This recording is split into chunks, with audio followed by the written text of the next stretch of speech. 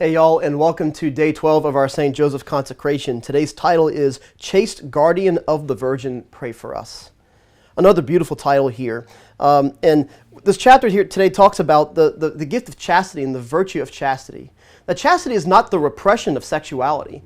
In many ways, chastity is the virtue that helps to safeguard sexuality. Why? For the sake of it being a gift.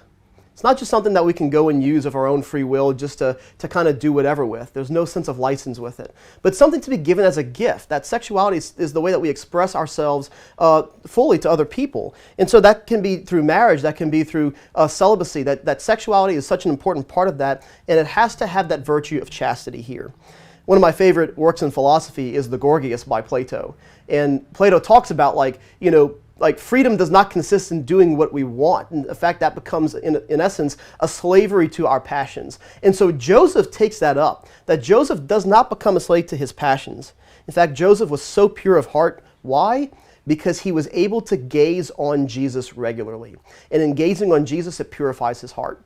And we hear in the readings today, it says that to be chaste is to be pure of heart. If a person's heart is not pure, they are incapable of seeing God. So what a beautiful call today maybe to go to adoration more often, to sit there, to gaze on Jesus so that he can purify our hearts.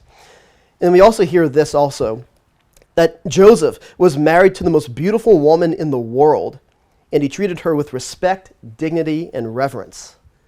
Imagine that. We heard Father Mitch talk about that Joseph was probably a younger guy, that old men don't walk to Egypt. And so Joseph, this young guy, married to the most beautiful woman in the world, was able to treat her with love, respect, and dignity.